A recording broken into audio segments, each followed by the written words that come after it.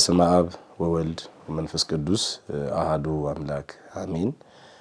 የእግዚአብሔር አብ ጸጋ፣ የእግዚአብሔር ወልድ ፍቅር፣ የእግዚአብሔር መንፈስ ቅዱስ አንድነት ይህንን የቴሌቪዥን ፕሮግራም በምትከታተሉ ኦርቶዶክሳውያን ምእመናን ላይ በሙሉ ይደር። የሆሳዕና በዓል ትምህርትን ከወንጌላት መካከል አንዱ በሆነው በቅዱስ ማርቆስ ወንጌል ላይ ያለውን ሐሳብ ተነስተን እንነጋገራለን። የማርቆስ ወንጌል ምዕራፍ 11 ቁጥር 1 ወደ ኢየሩሳሌም ለመግባት በደብረ ዘይት አጠገብ ወደ ቤተ ፋጌና ወደ ቢታንያ በደረሱ ጊዜ ከደቀ መዛሙርቱ ሁለቱን ላከ፣ እንዲህም አላቸው፣ በፊታችሁ ወዳለችው መንደር ሂዱ።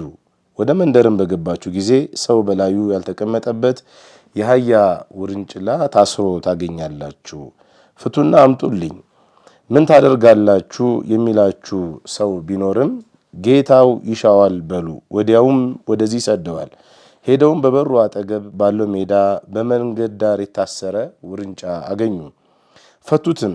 ከዚያ ቆመው የነበሩትም ምን ልታደርጉ ነው ውርንጫውን የምትፈቱት አሏቸው። ጌታችን ኢየሱስ ክርስቶስም እንዳዘዛቸው ነገሯቸው። እነርሱም ተጓቸው። ውርንጫውንም ወደ ጌታችን ኢየሱስ ወሰዱና ልብሳቸውንም በላዩ ላይ ደልድለው አስቀመጡት። ብዙዎቹም ልብሳቸውን በመንገድ ላይ አነጠፉ፣ ሌሎችም ከዛፍ ቅጠሎችን እየቆረጡ ያነጥፉ ነበረ። በፊት የሚሄዱ በኋላም የሚከተሉ እንዲህ እያሉ ይጮኹ ነበረ፣ ሆሳዕና በእግዚአብሔር ስም የሚመጣ ቡሩክ ነው። በእግዚአብሔር ስም የምትመጣ የአባታችን የዳዊት መንግሥት የተባረከች ናት። ሆሳዕና በአርያም። ጌታችን ኢየሱስም ወደ ኢየሩሳሌም ወደ ቤተ መቅደስ ገባ። ሁሉንም ተመልክቶ በመሸ ጊዜ ከ12ቱ ጋር ወደ ቢታንያ ሄደ ይላል። ስለ ቃሉ የቃሉ ባለቤት አምላካችን ልዑል እግዚአብሔር ስሙ የተመሰገነ ይሁንልን። እንግዲህ አሁን ባነበብነው የቅዱስ ማርቆስ ወንጌል ውስጥ ያለውን የኢትዮጵያ ኦርቶዶክስ ተዋሕዶ ቤተክርስቲያን የምትቀበላቸው በተለይም ደግሞ በአት አብያተ ክርስቲያናት ላይ የነበሩ ሊቃውንተ ቤተክርስቲያን የሰጡትን ማብራሪያ ለጥቂት ደቂቃ ያህል እንመካከራለን፣ እንነጋገራለን። ከቀደሙት አባቶቻችን ጋር የነበረ ጌታ መንፈስ ቅዱስ ከሁላችንም ጋር ይሁንልን። ጌታችን ኢየሱስ ክርስቶስ ወደ ኢየሩሳሌም የገባበት መንፈሳዊ የሆነ የድል አገባብ ነው። እሱን ነው የምንመለከተው። ከቁጥር 1 እስከ ቁጥር 10 ያለው ነው። ከቁጥር 11 እስከ 14 ደግሞ ያለው ፍሬ ያልነበራት በለስ፣ ጌታችን ኢየሱስ ክርስቶስ የረገማት በለስ ማለት ነው። ሶስተኛው ደግሞ ለቤተ መቅደሱ የነበረው ቅናት ከዚህ ከቁጥር 12 እስከ ቁጥር 19 ላይ ተጽፎ እናገኘዋለን። ከቁጥር 20 እስከ 26 ደግሞ ያቺ የረገማት በለስ እንደደረቀች ደቀ መዛሙርቱ ትላንት እኮ የረገምካት በለስ ደርቃ አየናት ብለው የነገሩትን የምንመለከትበት ነው። ሌላው አምስተኛውና የመጨረሻው ከቁጥር 27 እስከ ቁጥር 33 ያለው በአንዳንድ የመጽሐፍ ቅዱስ ቅጂዎችና ትርጉሞች ከቁጥር 31 ያለው የሚናገረው ስለ ስልጣኑ በማን ስልጣኔን ታደርጋለህ ብለው በተለይ መድኃኒታችን ኢየሱስ ክርስቶስን የጠየቁበት እንደሆነ በመጽሐፍ ቅዱስ ላይ ተጽፎ እናገኛለን ማለት ነው። በማርቆስ ወንጌል ላይ በአብዛኛው መድኃኒታችን ኢየሱስ ክርስቶስ ሕሙማንን ሲፈውስ፣ የታመሙትን ጎባጦችን ሲያቀና፣ ለምጻሞችን ሲያነጻ የምንመለከትበት ስላለ ይህን ካደረገ በኋላ ለማንም እንዳይነግሩ አዘዛቸው የሚል በመጽሐፍ ቅዱስ ላይ ተጽፎ እናገኛለን። በዚህ ቦታ ላይ ግን የምናየው መሲሐዊ የሆነ አዋጅ ነው። መድኃኒታችን ኢየሱስ ክርስቶስ በይፋ ወደ ኢየሩሳሌም የሚገባበት ነው። እስከ ዛሬ ወደ ኢየሩሳሌም ገብቷል። ይሄ አዲስ አይደለም። ግን ወንጌላት በተለየ መልኩ ይህንን የጻፉት አሁን ወደ ኢየሩሳሌም እየገባ ያለው ስለ ሁላችን ሊሰቀል መከራ ሊደርስበት እሁድ ዕለት ገብቶ እንደገና ደግሞ በሳምንቱ ተሰቅሎ ሞቶ ሊነሳ ያለበት ስለሆነ ለሰው ልጆች ድህነት ወይም ደግሞ ወደ ሕማም የሚወስደው ንጉሳዊ አገባብ ስለሆነ በተለይ ወንጌላት ሲጽፉት እንመለከታለን። ጉዞ አባቶቻችን እንደሚናገሩት የመላዋ ቤተ ክርስቲያን ጉዞን ይመስላል ብለው ነው የሚናገሩት። ምክንያቱም ቤተ ክርስቲያን በስቃይ ውስጥ ነው የምታልፈው። ቅዱስ ዮሐንስ አፈወርቅ ሲያስተምር የቤተ ክርስቲያንን ጠባይ ሲገልጠው ቤተ ክርስቲያን በመከራ ውስጥ ያለች ናት። ቤተ ክርስቲያን በመከራ ውስጥ ግን ብቻ ያለች ብቻ ሳይሆን መከራውን ተሻግራ ወደ ድል የምትመጣ ናት።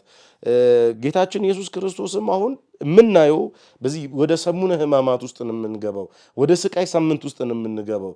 እንደውም በቤተ ክርስቲያናችን በብሉይ ኪዳን ነው የሚመሰለው። ግን ይሄ ጉዞ ከአዳም ጀምሮ እስከ ዓለም ፍጻሜ ድረስ ያለውን የቤተ ክርስቲያንን ጉዞ ያሳያል። እንግዲህ ቤተ ክርስቲያን ከአዳም አስቀድማም በልበ ሥላሴ ላይ እንደነበረች ኢትዮጵያ ሊቃውንት ሲናገሩ ቆይተዋል። ከምስራቅ ኦርቶዶክሳውያን በተለይ ከኦሪየንታል ከአኃት ቤተ ክርስቲያናት አንዱ የሆነው ቅዱስ ኤፍሬም ሶርያዊው ሲናገር ቤተ ክርስቲያን በኤደን ገነት ጫካዎች ውስጥ በልበ ሥላሴ ተፈጥራ ነበር ይላል። እንደገና ኢትዮጵያዊ ሊቅ ስሙን ያልጠቀሰው ርቱዐ ሃይማኖት ተብሎ መጽሐፉን የሚጽፈው ሊቅ ምንድነው የሚለው በዛ በመኃልየ ዘሰሎሞን ላይ አርእየኒ ገጸከ ወአስማዐኒ ቃለከ የምትለው ውዴ ሆይ መልክህን አሳየኝ ድምፅህንም ደግሞ አሰማኝ የምትለው ቤተ ክርስቲያን እንደሆነች ተናግሯል። ግን ቤተ ክርስቲያን ያኔ ሂድን ሆና ወይም ደግሞ ተሰውራ ነው ያለችው፣ እንዲህ በምድር ላይ አልተገለጠችም። ቀራንዮ ላይ ግን መድኃኒታችን ኢየሱስ ክርስቶስ ተሰቅሎ ዓለምን ሁሉ ሲያድን ያን ጊዜ ተጸነሰች።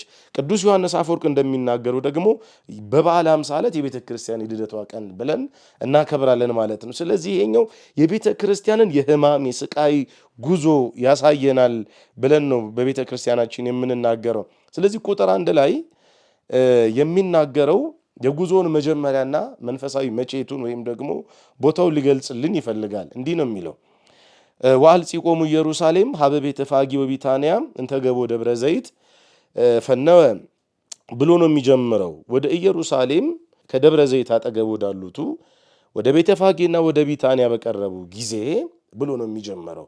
ከደቀ መዛሙርቱ ደግሞ እንደገና ሁለቱን ላከ ብሎ ይናገራል። ወደ ኢየሩሳሌም በቀረቡ ጊዜ የሚለው የመንግስተ ሰማያት መቅረብና የፋሲካው በግ ጉዞን አንድ ላይ ነው የምንመለከተው ማለት ነው። የኢየሩሳሌም መንፈሳዊ ትርጉሙን እንግዲህ ስንመለከት አሁን እኛ እያሰብን ያለነው ስለ ምድራዊቷ ኢየሩሳሌም ሳይሆን ስለ ሰማያዊቷ ኢየሩሳሌም አንድ ላይም እየተነጋገረ ነው የምንሄደው ማለት ነው። ምክንያቱም መድኃኒታችን ኢየሱስ ክርስቶስ ስብከቱን እንኳን ሲጀምር በዚህ በማርቆስ ወንጌል በምዕራፍ 1 ቁጥር 15 ላይ በማቴዎስ ወንጌል ምዕራፍ 4 ቁጥር 17 ላይ እንደምናየው ምንድን ነው የሚለው መንግስተ ሰማያት ቀርባለችና ንስሐ ግቡ ነው የሚለው። እንደገና መጥምቁ ዮሐንስም አስቀድሞ መንገድ ሲጠርግለት ለመድኃኒታችን ለኢየሱስ ክርስቶስ ይህንን ያውጅ ነበረ። የማቴዎስ ወንጌል ምዕራፍ 3 ቁጥር 2 ላይ ነስሑ ወእመኑስ መቀርበት ይእቲ መንግስተ ሰማያት ይላል። መንግስተ ሰማያት ቀርባለችና ንስሐ ግቡ እያለን የሚናገረው። ስለዚህ ክርስቲያን የድል ጉዞ ያደርጋል። ወደ መንግስተ ሰማያት ሲሄድ በሕማም ውስጥ እያለፈ መጨረሻ ላይ መድኃኒታችን ክርስቶስ ሞትን ድል አድርጎ እንደተነሳው ክርስቲያን በሕማም በስቃይ ውስጥም ከሄደ በኋላ የድል ጉዞ እንዳለው ነው ቤተክርስቲያን የምትናገረው። ስለዚህ መድኃኒታችን ኢየሱስ ክርስቶስ አሁን ወደዚያ እየሄደ ነው። የፋሲካው በግ ጉዞ እንላለን። ምክንያቱም ወደ ቤተ መቅደስ ገብቶ ከሚያጸዳው ነገር አንዱ ምንድነው? በግ ሻጮችን በሙሉ ነጋዴዎችን ነበር ከቤተ መቅደስ የሚያወጣው። ምንድነው? እዛ ቤተ መቅደስ ውስጥ ከዚህ በኋላ የበግ መስዋዕት አይሰዋም። ዮሐንስ ወንጌል ምዕራፍ 1 ቁጥር 29 ላይ እንደተጻፈው ለአንድና ለመጨረሻ ጊዜ ለሰው ሁሉ የሚሞት የዓለምን ኃጢአት የሚያስወግደው የእግዚአብሔር በግ ራሱ ኢየሱስ ክርስቶስ የፍቅር መስዋዕት ሆኖ ራሱ ሊቀ ካህናት ሆኖ ራሱ እንደገና መስዋዕት ሆኖ ራሱ አሳራጊ ራሱ ተቀባይ ሆኖ የምናይበት ስለሆነ ማለት ነው። እንግዲህ መጽሐፉን ስንመለከተው መቼቱ የተነሳበት ቦታ ከቤተ ፋጌና ከቢታንያ ነው። ከሁለት ነገሮችን የሚነሳው ማለት ነው። እነዚህ የፍቅርና የመከራ መንገዶችን ያብራሩልናል። የሁለት መንደሮች የፍቅር ተምሳሌቶች ናቸው። እንግዲህ ሁለት ነገሮች በመጽሐፍ ቅዱስ ውስጥ የሚያሳዩን ብዙ ነገር አለ። ስለ ፍቅር እንኳን ሲያስተምር መድኃኒታችን ኢየሱስ ክርስቶስ ፍቅርን በሁለት ከፍሎ ነው ያሳየን። አንደኛው ፍቅረ እግዚአብሔር ተብሎ ይጠቀሳል። ሁለተኛው ደግሞ ፍቅረ ቢጽ ተብሎ ይጠቀሳል። 10ሩ ትእዛዛት የሚጠቀለሉት በእነዚህ በሁለቱ እንደሆነ ይናገራል። እንደገና ደጉ ሳምራዊ ከኢየሩሳሌም አንድ ሰው ወጥቶ በመንገድ ላይ ወደ ኢያሪኮ መንገድ ላይ ወድቆ ወንበዶች ደብድበውት የሄደውን ሰው አንድ ሳምራዊ መጣና አነሳው። ቁስሉንም በዘይት አጥቦ በፋሻ ከተቀለለለት በኋላ ወደ ሆስፒታል ወስዶ 2 ዲናር ነው የከፈለለት። ስለ ፍቅር የከፈለው 2 ዋጋ ነበር ማለት ነው የከፈለው። እና ክርስቲያኖች ይህንን የመስቀሉን ጉዞ ለመጀመር ሁል ጊዜ ፍጹም የሆነ ፍቅር በሰውና በእግዚአብሔር ባለ ሙሉ ፍቅር ሆነው መመላለስ ወይም ደግሞ መጀመር እንዳለባቸው መጽሐፍ ቅዱስ ይናገራል። ክርስቶስ እንኳን የሚልካቸው 2 ደቀ መዛሙርትን ነው። ፍቱና አምጡልኝ የሚላቸው 2 ደቀ መዛሙርት እንደሆነ እንመለከታለን። ቤተፋጌ የበለስ ቤት ተብሎ ይተረጎማል። እንግዲህ የቤተ ክርስቲያን አንድነት የቤተ ክርስቲያን በብዙ ዘር በመንፈስ ቅዱስ የምታገኘውን ጣፋጭ ደስታ፣ ፍቅር፣ ሰላምን የሚያሳይ ታሪክ እንደሆነ ሊቃውንተ ቤተ ክርስቲያን ይናገራሉ። ሌሎች ሊቃውንትም እንደዚሁ በዚህ ቦታ ላይ የገለጡት ነገር አለ። የትህትና ጉዞ፣ የመከራ ጉዞ ከዛ ከዕብራይስጡ ትርጉም ተነስተው ጉንጭህን ለሚመታ ይህን ግራን ለሚመታ ቀኝን ስጥ የሚለው ትምህርት የሚተገበረበት የትህትና ጉዞ ነው። ክርስቶስ የሚሄድበት መንገድ ሊሾም ነው። ለክርስቲያኖች ሊነግስላቸው ነው። የሚነግሰው ደግሞ በመስቀል ዙፋን ላይ ነው። እየተመታ እየተገረፈ ግራውን ሲሉት ቀኙን እየሰጠ እንደሆነ መጽሐፉ ይናገራል። እንግዲህ ታሪኩን የምንመለከተው በደብረ ዘይት ባለው ብሎ ነው የሚጀምረውና ሁል ጊዜ ደብረ ዘይትን የምናየው ከመሲሐዊ ክብርና ይሄ የዘይት ተራራ ብለን ከምንጠራው ነገር ነው የምንነሳው።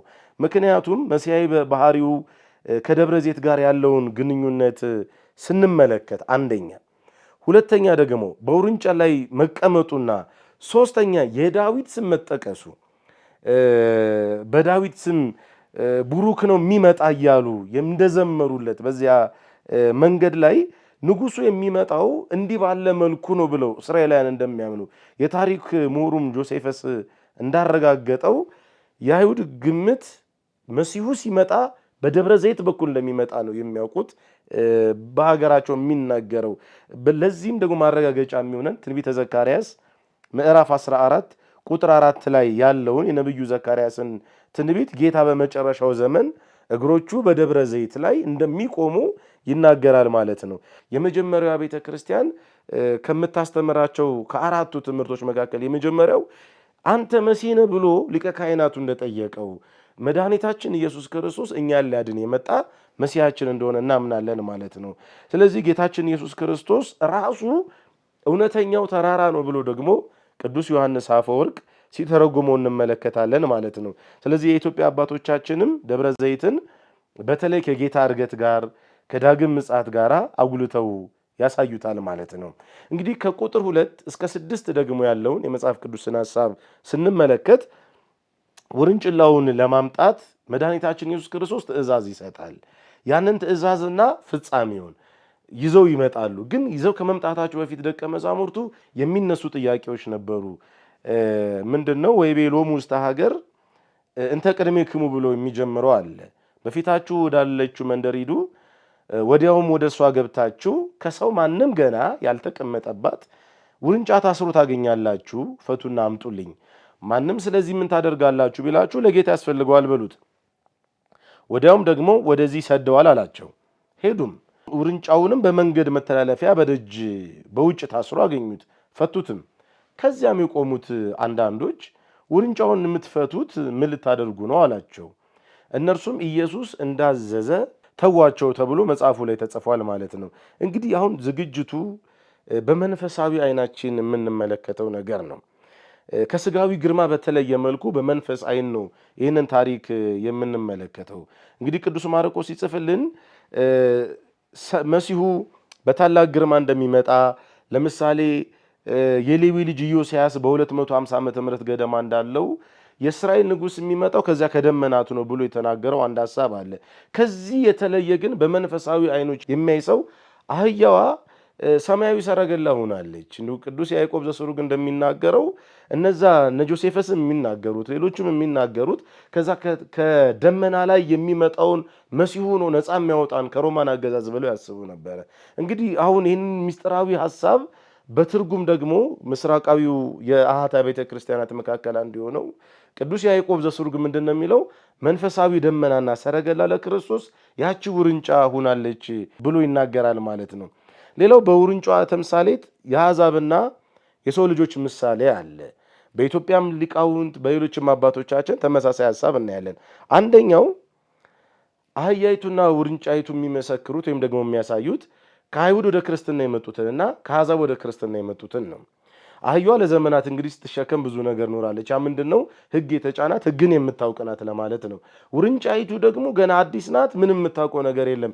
ይሄ ደግሞ ከአሕዛብ ወደ ክርስትና የመጡትን ሰዎች ደግሞ ያሳየናል ማለት ነው። ቤተ ክርስቲያናችን ከሕዝብና ከአሕዛብ የመጡ የክርስቲያኖች አንድነት ስብስብ ናት ማለት ነው። አሁን ያለንባት ቤተ ክርስቲያን ማለት ነው። ስለዚህ ያችን ውርንጫይቱን ፍቱና አምጡልኝ የሚለው መድኃኒታችን ኢየሱስ ክርስቶስ ማንም ያልተቀመጠባት የአሕዛብን ሕግ የምታራምደውን ፍቱና አምጡልኝ የሚል ሐሳብ እንዳለው መንፈሳዊ ትርጉም አባቶቻችን ይናገራሉ። በተለይ ቅዱስ ዮሐንስ አፈወርቅ እንዲህ ይላል፣ በእነዚህ ሁለት እንስሳት ያለው የሰው ልጆችን ይመስላል ብሎ ነው የሚናገረው። አህያ ክብደት የሚጫንባት ናት፣ ሁል ጊዜ የምትደበደብም ናት፣ ደካማ ናት ብሎም ትታሰባለች፣ ክብደት የተጫነች ናት ብለው ነው የሚያስቡት። ይሄ ክርስቶስ ከመምጣቱ በፊት የሰው ልጆችን ሁኔታ ያሳያል። ይሄ ጽድቅን ብንሰራ ጽድቃችን እንደ መርገም ጨርቅ የተቆጠረበት ኢሳይያስ የተናገረው፣ አባቶቻችን እንኳን እግዚአብሔር ሲጠራባቸው ኦሪት ዘጸአት ላይ እንደምንመለከተው ሙሴ ምዕራፍ 3 ላይ ማን ላከ ቢሉኝ ማን እላለሁ ብሎ ሲናገር እግዚአብሔር ያለው እኔ አባቶቻችሁ አብርሃም ይስሐቅ ያዕቆብ አምላክ ነኝ ብሎ ነበር የነገረውና አብርሃም ይስሐቅ በያዕቆብ ስም እግዚአብሔር ቢጠራም እነዚህ ሰዎች ሲሞቱ በጨለማ ውስጥ ይቀመጡ ነበር፣ በሲኦል ውስጥ ይቀመጡ ነበር ማለት ነውና ይሄ የሚያሳየው በዘመኑ የነበረውን የሕግ ክብደት ነው ማለት ነው። በጨለማው የጣዖት አምልኮ በአጉል እምነት ክብደት ስር ደግሞ እየተሰቃየች ያለችው ደግሞ ያቺ ውርንጭላዋ እንደሆነች ቅዱስ ዮሐንስ አፈወርቅ ይናገራል። ከዚሁ ጋር ተያይዞ ቅዱስ ቄርሎስ ዘአሌክዛንደሪያ የሁሉ አምላክ ሰውን በምድር ላይ በጥበብ የሚለይ አእምሮ ሰጥቶ ፈጠረው ይላል። የሰው ልጅ የማስተዋል ኃይል አለው። ነገር ግን ይህንን ሰው ሰይጣን አሳተው። ምንም እንኳን በእግዚአብሔር መልክ የተፈጠረ ቢሆንም ይሄ የሰው ልጅ ተሳሳተ፣ መልኩንም ደግሞ አጣ። እንግዲህ በኒቆዲሞስ ዕለት ከምንናገረው ከምናስተምረው አንዱ ትምህርት ዳግመኛ መወለድ ማለት የጠፋብንን መልክ መመለስ ነው ይላል ቅዱስ ጎርጎርዮስ ዘኑሲስ ማለት ነው። ዳግመኛ ስንወለድ ያ የጠፋውን በኃጢአት ምክንያት የተጎሳቆለው ባህሪያችን እንደገና የሚመለስበት ነው። እንግዲህ ቅዱስ ዳዊትም ይሄ መራራ መሆኑን አይቶ በመዝሙር 49 በቅንፍ 50 ከቁጥር 12 ላይ ሰብሰ እንዘ ክብሩቱ ያይመረ የሚለውን ሰው ክቡር ሆኖ ተፈጥሮ ሳለ አላወቀም፣ ራሱ እንደ እንስሳ ሆነ መሰለም ብሎ ሲናገር በመጽሐፍ ቅዱስ ላይ እናየዋለን ማለት ነው። እንግዲህ አህያ የአይሁድን ጉባኤ ነው የምትወክለው ይላል ቅዱስ ቄርሎስ ዘኢየሩሳሌም። ውርንጫይቱ ደግሞ የምትወክለው ደግሞ አዲሱን የአሕዛብን ወገን ነው የምትመስለው። ደቀ መዛሙርቱም ሕዝብንም አሕዛብንም ክርስቲያን እንዳደረጓቸው በመጽሐፍ ቅዱስ ላይ ይናገራል ማለት ነው። ሌሎችም የምስራቅ ኦርቶዶክሳውያን አባቶቻችን እንዲህ አይነት ትርጉም ነው የሚያያይዙት። በተለይ የኢትዮጵያ ኦርቶዶክስ ተዋሕዶ ቤተክርስቲያን አንድምታም ውርንጫዋን በዋናነት ከአሕዛብ ጋር አያይዞ ያስተምረናል ማለት ነው። እንግዲህ ያቺ ውርንጫ ታስራ ነበረ፣ በደጅም ነበር የታሰረችው። ጌታው ውርንጫዋ ታስራ እንደነበረች ገልጿል። ሮማውያን ራሳቸው ነፃ እንደሆኑ አድርገው ያስባሉ። ነገር ግን በውስጥ እስራት ታስረዋል። አንደኛ እግዚአብሔርን ባለማወቅ ጣዖት በማምለክ በኃጢአት በዝሙት በመሳሰለው በድንቁርና ውስጥ ይመላለሱ ነበረ እና በሰይጣን ቀንበር እንደተያዙ ማሳያ ነው። ታስረው ነው ያሉት። እንደገና ማንም ያልተቀመጠበት የሚለው ሕግን አያውቁም፣ እግዚአብሔርን አያውቁም። እስራኤሎች ስማ አምላክህ እግዚአብሔር አንድ ነው የሚለውን ነገር አያውቁም። እና አዲስ ናት ያቺ ውርንጫይቱ፣ ምንም የማታውቅ ሲባል እንግዲህ እግዚአብሔር ደግሞ ስራ የሚሰራው በእነዚህም ወገኖች እግዚአብሔር ስራ ይሰራል ማለት ነው። ሕግን በሚያውቁት ብቻ ሳይሆን ሕግንም ሳያውቁ በመጡትም ሰዎች መካከል አድሮ እግዚአብሔር ስራውን ይሰራል። ለምሳሌ ነብዩ ኤልሳ በሁለተኛ ነገሥት ምዕራፍ 2 ቁጥር 20 ላይ እንደምንመለከተው መጥፎውን ውሃ ለመፈወስ ጨው የጨመረው በአዲስ ማሰሮ ዕቃ ውስጥ ነበር ማለት ነው። ይሄ የሚያሳየን እግዚአብሔር አምላካችን አዳዲስ ነገሮችን ለአገልግሎት እንደሚጠቀምባቸው እናይበታለን። በተለይ ቅድም የጠቀስነው ቅዱስ ቄርሎስ ዘኢየሩሳሌም በቤተ ክርስቲያናችን ያለው ትልቁ አስተዋጽኦ ምንድን ነው? ስለ ንዑሰ ክርስቲያን ይሄ ካቴኬቲካል ስተዲስ የምንለው የንዑሰ ክርስቲያንን አስተምህሮ በቤተ ክርስቲያናችን ውስጥ እንዴት አድርገን ንዑሰ ክርስቲያን መቀበል እንዳለብን። ምክንያቱም በኢየሩሳሌም ነው የሚገርመው በ50 ዓመተ ምህረት የመጀመሪያውም ጉባኤ በቤተ ክርስቲያን ውስጥ እኛና መንፈስ ቅዱስ ወስነናል የሚለው ውሳኔም የተወሰነው በዚያ እንደሆነ ከቤተ ክርስቲያን ታሪክ በሰፊው የምንረዳው ሐቅና እምነት ነው ማለት ነው። ስለዚህ ሁኔታ ጉዞውን ወደ ኢየሩሳሌም የሚያደርገውን ጉዞ አንደኛ ሃይማኖታዊ፣ ሁለተኛ ሰማያዊ ጉዞ፣ ሶስተኛ መንፈሳዊና መለኮታዊ ባህሪውን የምናወጅበት ጉዞ እንደሆነ ስለምናውቅ የኢትዮጵያ ሊቃውንት እንደውም በተለየ ጥንቃቄና አስተምህሮ የሚመለከቱት ጉዞ ነው። ምክንያቱም ስለ ሁላችን ሊሞት እየሄደ ስለሆነ ማለት ነው። ከዚሁ ጋር ተያይዞ መድኃኒታችን ኢየሱስ ክርስቶስ የላካቸው ደቀ መዛሙርት ሁለት ናቸው። አንደኛው ለአይሁድ ወይም ለተገዘሩት፣ ሌላኛው ደግሞ ለአሕዛብ ግዝረትን ለማያውቁት በግዝረት ወደ አብርሃም ላልመጡት የሚል ትርጉም ሰጥተው በተለይ የሩማሲስ ቅዱስ የሩማሲስ የሚባል ሴንት ጀሮም እንዲህ አይነት ትርጉም ሲሰጥ በቤተ ክርስቲያን ውስጥ እናየዋለን። ቅዱስ ሂላሪ የፖይተሩ ሁለቱ ደቀ መዛሙርት የተላኩት ወደ አሕዛብ ነው ብሎ ይናገራል። ምክንያቱም ወደ ሰማርያ በአህያይቱ የተመሰለች፣ ሌላኞቹ ደግሞ ወደ ቀሪዎቹ አሕዛብ ሰው ወደማይለምደው ሸክም ወደማይለምደው መሸከም ወደማይችለው ውርንጫ ተላከ ብለው ሲተረጉሙ እንመለከተዋለን። ግን ዞሮ ዞሮ የምንመለከተው ሁለት ነጥቦች ምንድናቸው? አንደኛ ፈታችሁ አምጡልኝ የመፍታትን ነገር፣ ይሄ የኃጢአትን ማሰሪያ ወይም የኃጢአትን ስርየት ስልጣን እንመለከታለን።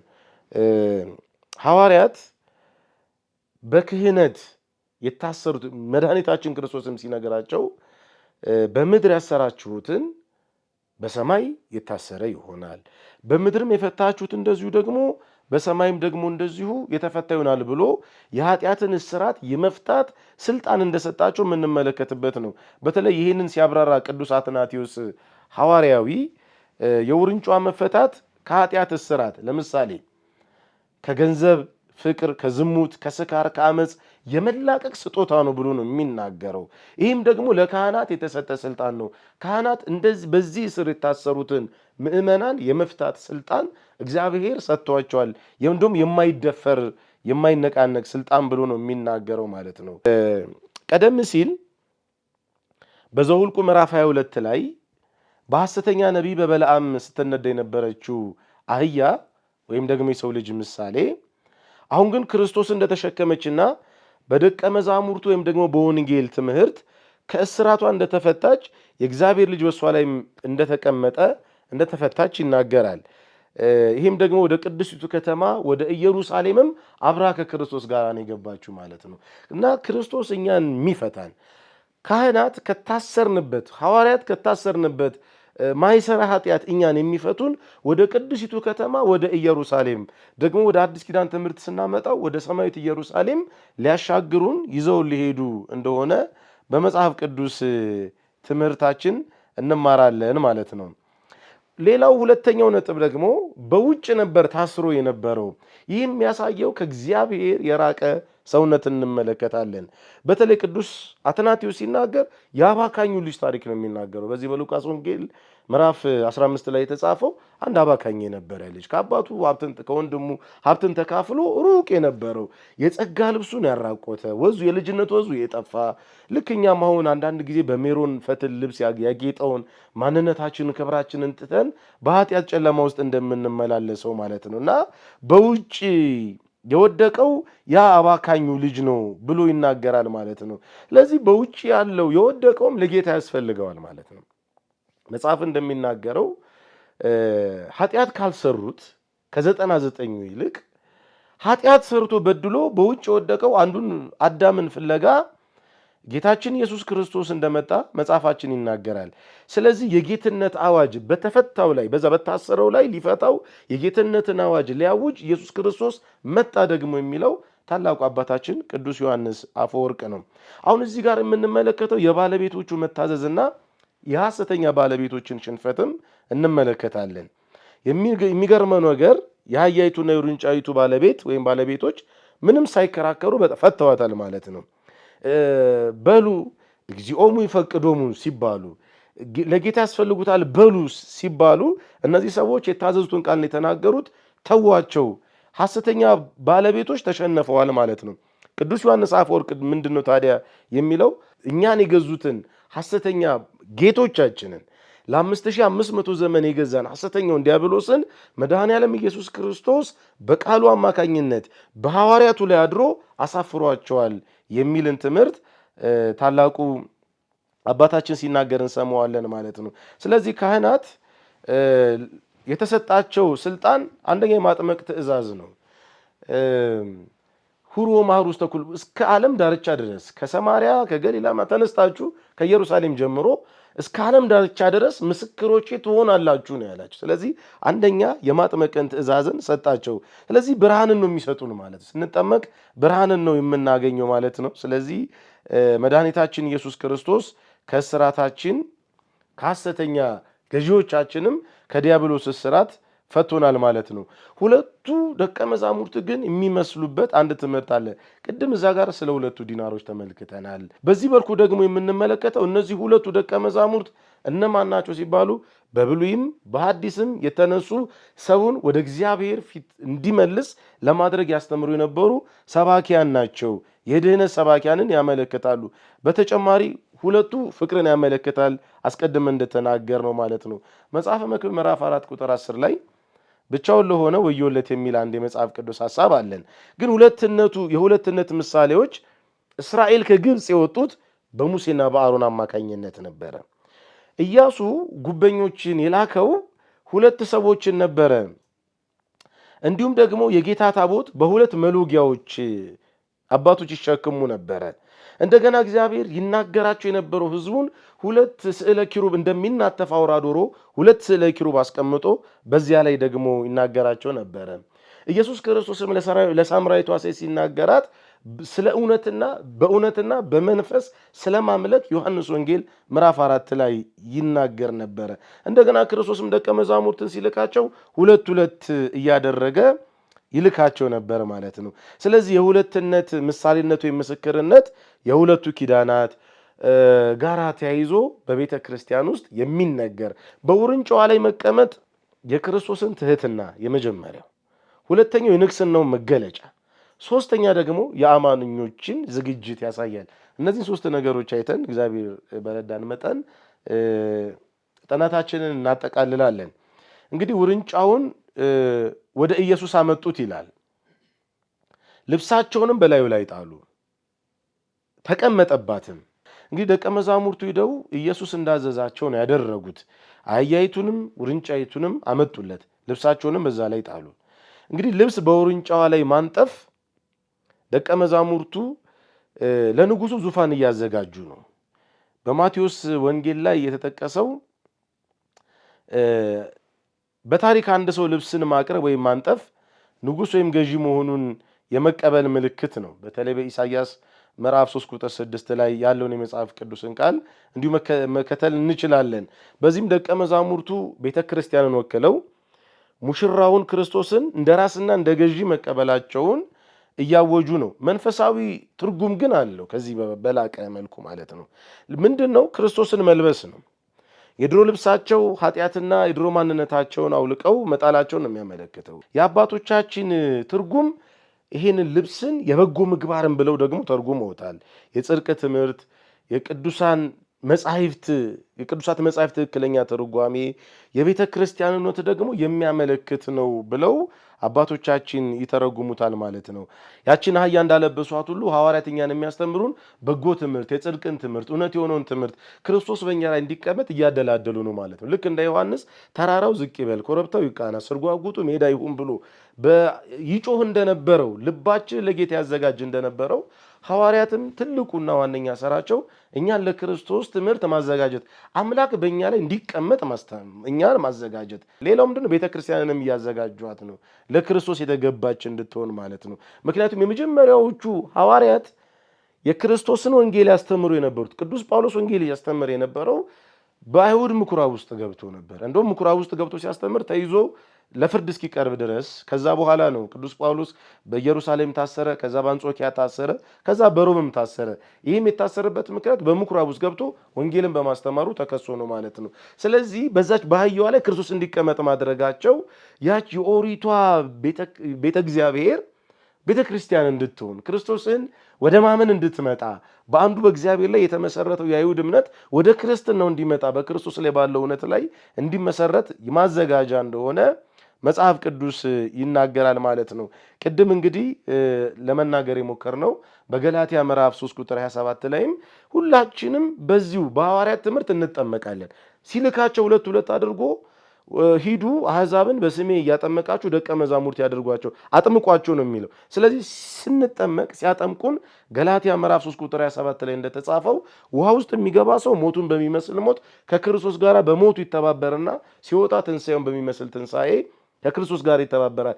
ስለዚህ ጌታችን በአህያ ላይ መቀመጡ ምንም ጥርጥር የሌለው የትህትና ንጉሥ የትህትና አምላክ መሆኑን እናያለን ማለት ነው። የነቢዩ ዘካርያስም የትንቢት ፍጻሜ ነው። በትንቢተ ዘካርያስ ምዕራፍ 9 ቁጥር 9 ላይ ትሑት ሆኖ በአህያይቱም ግልገል በውርንጫይቱ ላይም ተቀምጦ ይመጣል የሚለው ትምህርት እንደተፈጸመ ትንቢቱንም ለመፈጸም ያለው የመጽሐፍ ቅዱስ ሐሳብ እንደሆነ እንመለከታለን። ቅዱስ ዮሐንስ አፈወርቅ ይህን ትሕትና ሲያብራራ ጌታ እንደ አቤሴሎም እዚህ ሁለተኛ ሳሙኤል ምዕራፍ 15 ቁጥር 1 ላይ እንዳለው ወይም እንደ አዶንያስ አንደኛ ነገሥት ምዕራፍ 1 ቁጥር 5 ላይ ወይም እንደ ሶሎሞን አንደኛ ነገሥት ምዕራፍ 1 ቁጥር 38 ላይ በፈረስ በሰረገላ በታላቅ ንጉሳዊ ግርማ አልመጣም ነው የሚለው። የነዚህ ግን ፈጣሪ እርሱ ነው የሚለው። በሰማይ በኪሩቤል ሰረገላ ላይ የሚቀመጠው ትንቢተ ኢሳይያስ ምዕራፍ 6 ቁጥር 1 ላይ እንደተጻፈው ማለት ነው። ቀደም ሲል ለኤልያስ የእሳት ሰረገላ የላከለት እርሱ እንደሆነ እናውቃለን።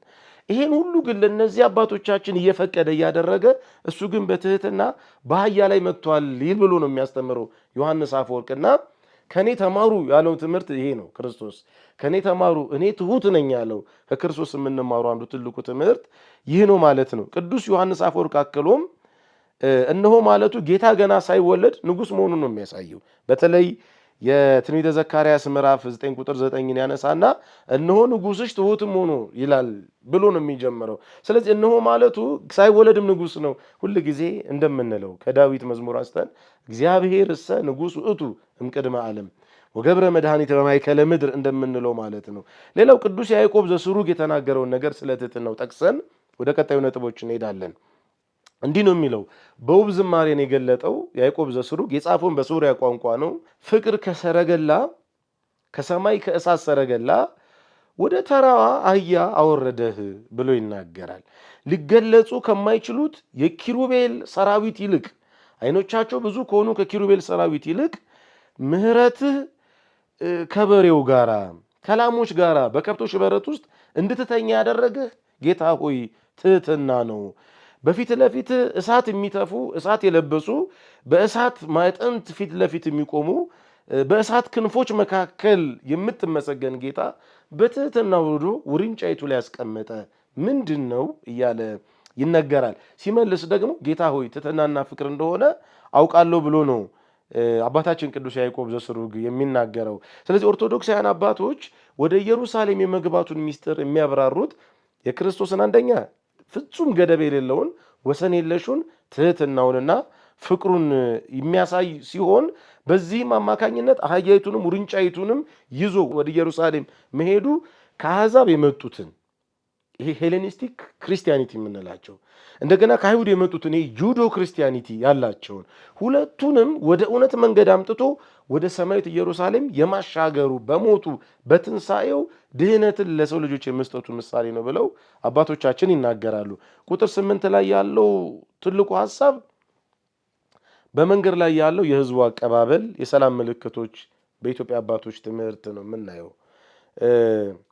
ብዙ ሰዎች ልብሳቸውን በመንገድ ላይ ያነጠፉ፣ ሌሎችም ከዛፍ ቅጠሎችን እየቆረጡ ያነጥፉ ነበረ።